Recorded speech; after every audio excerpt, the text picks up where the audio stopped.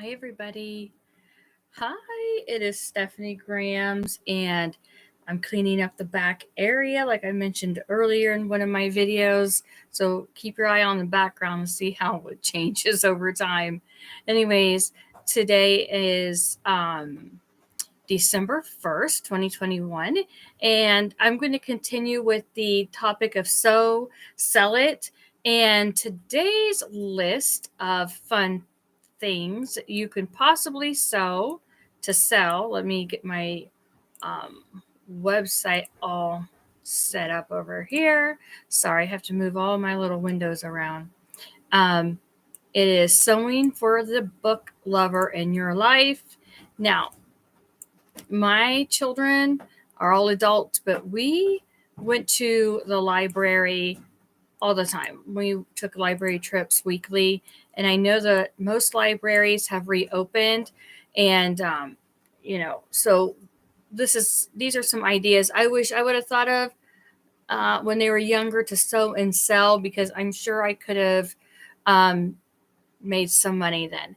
But again, going on to the topic of sew, sell it, and these ideas, think outside the box. Think about, and I said this yesterday, and it's goofy and it's a cornball thing, but when I say think outside the box, think inside the box. Like, think of a way to group these types of items together with um, other items, that work together. Basically, I'm going to read this list. Think of how you can maybe create sets of products. You can sell them on a monthly subscription through a subscription box type of a service. Maybe you can put together a grab bag worth X amount of dollars and then let them know for sure they would receive one or two of these items. Obviously, a grab bag is like a secret, so you don't really want to tell them everything that they're going to get. Then that's the point of not having a secret. But do a Google search, get some ideas. Remember, you don't want to copy anybody. You just want to look for inspiration on how you can sew and sell items. So we have this is the Sewing for Book Lovers edition. And just a heads up, January is National Book Week. It's the third week of January. So check your calendar for 2022 and make sure that you have the dates for National Book Week in January, okay? So you have items: banded bookmarks, a fabric book cover, zipper book clutch, and there's a link to that. And that tutorial is very interesting. I have never seen a zipper book clutch, and it looks like they took the hardback cover of a book, they took all the pages out, and they sewed fabric around it and added a zipper, and it looks like literally it's a clutch. It's the cutest thing I've seen. I know my daughters, even though they are adults, they would probably still want me to make them something like this. Moving on, we have a reading pillow. Those are still very, very popular, and I don't know that they will ever not be trending.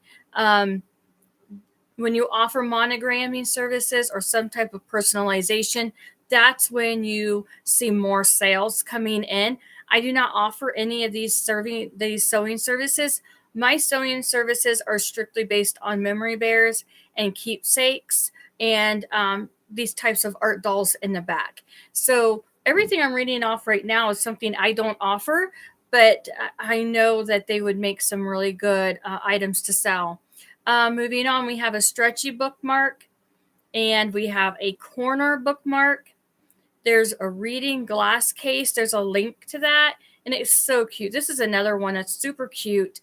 A good way to customize your reading glass case. People that wear glasses, I know several women that wear just reading glasses, and they would love to have a custom made case. It's a little bit different than what's in the store, and a lot of people will pay a premium for something that is unique. So make sure you remember that. Sorry, did not turn my phone off. Let's see, we have a Bedside Caddy, and that is something I know that some of my I used to be an activities director for an assisted living, and some of the residents would have loved to have this type of a bedside caddy. Again, just make sure there's no tripping hazard if you're going to make something like this. Then we will move on to a personalized lap blanket. And I have shared that in the past. I made one for one of my sisters who was going through cancer treatment, chemo treatment a year ago. Let me think, in 2020. Yeah, it was last year. And I personalized hers with pictures. I sublimated pictures that she picked out and made it into, it was either a 9, I think it might have been a 12 patch quilt. Anyways, I have pictures and a tutorial somewhere on this YouTube channel somewhere about that. Moving on, we have an extra large book tote. Now, I know my adult daughters will want one of these made, and I will sublimate it so it's personalized, but it's super sturdy.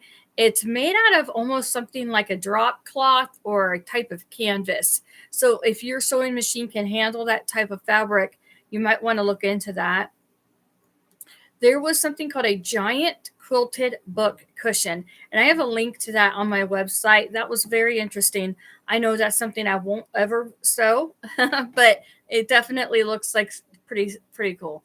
Then there was a mannequin bookends, and obviously it doesn't have to be a mannequin, but bookends. I mean, I never thought about sewing bookends, but there's some really cool ideas out there that you could offer. Again, that's unique. Somebody might pay a premium to have custom bookends sewn and created for them. And then last but not least, I have a road trip pillow bag, and that link is also on my blog. And it looks a little bit different than a reading pillow. So this road trip pillow bag, if I'm not mistaken, looked like it had handles on it, like you could carry it, zipper, pockets. It was very interesting. It was something like very similar that I found at Walmart on Hilton Head Island 2 years ago, but it was not marketed or sold as a road trip pillow bag. The ones I purchased, which I don't even know if I have anymore, was actually like a beach blanket and pillow hooked together. So when you unzipped it, it unfolded into a pillow connected to a small blanket. And those are still very popular.